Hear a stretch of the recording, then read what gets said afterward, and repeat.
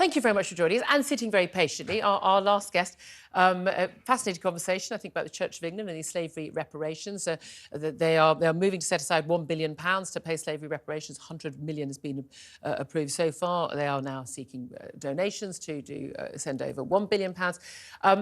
Matt, a lot of people say not the biggest story of the day, but it's certainly one that is incensing an awful lot of people. It certainly seemed to be incensing a lot of people in reaction to my last guest, Iman Ayton, who's an anti-racism campaigner, although seemed to be saying some quite racist things to me. I thought, could he accuse me of being a bigot? I think because of the colour of my skin, which...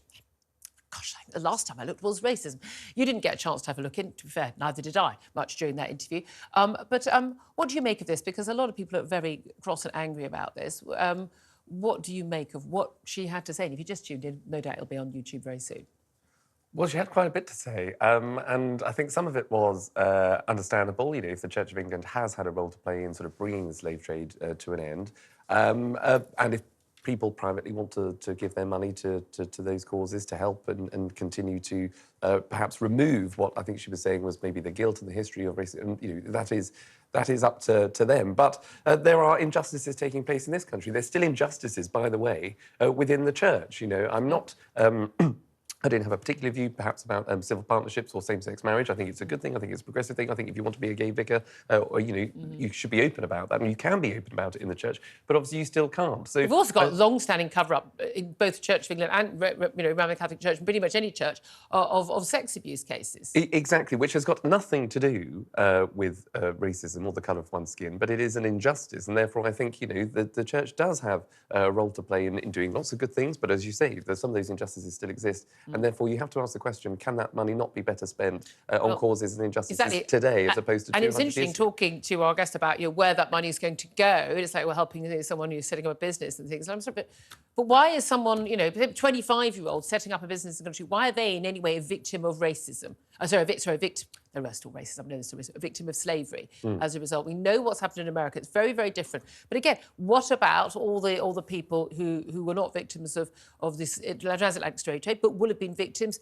Their ancestors, many centuries ago, from you know other enslavement that happened in every single empire. We are the only empire to have ended slavery under our watch. We should take credit for that. I think it's absurd. King Charles being asked to apologise to Caribbean nations with slavery. This is absolutely this white hand-wringing, this sort of apologetic, oh, isn't it awful? As if most people in Britain, white people almost entirely until, you know, 60, 70, 80 years ago, most people living in the 17th, 18th, 19th centuries were not living in abject poverty, with very little freedom themselves. I'm not saying it's the same as being taken from your continent to another continent on a slave boat. I mean, absolutely appalling crime. But it is a crime that's been carried out by every single empire in history where people are treated as commodities because everyone was treated as a commodity if they were poor at that time. You know, white serfs and the like, people working in mills later on. I just find it absolutely extraordinary that people are still hand-wringing about this and are not looking forward and wanting to bring up the past. And I think one of the issues is you've got a lot of race-baiting campaigners who, there's a very good living in this, and they are not about improving race relations, which, by the way, we were doing until Black Lives Matters and all of this critical race theory nonsense came up. We were doing that. We were seeing racism still exists. It will always exist. And it exists, by the way, in every community, not just white communities, against other people.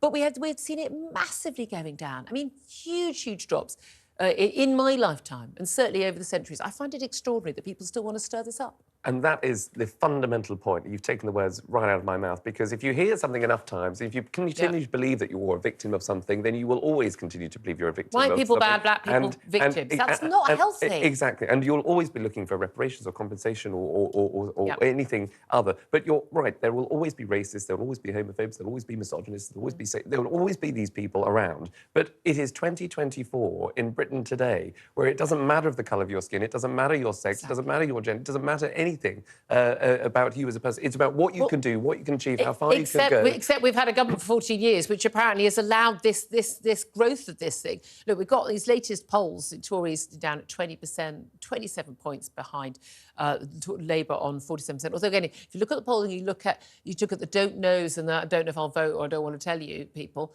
actually, it's a very soft, massive Labour lead. They've got a leak no matter what, but it's quite a soft Labour lead. I think those votes are to be grabbed.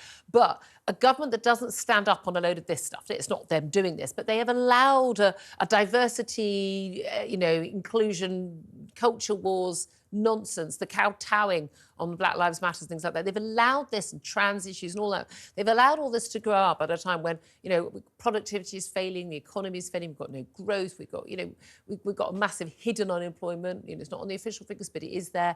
And a lot of people will just say, no wonder you've got a government that hasn't stood up on a load of these things, not just even on the economy.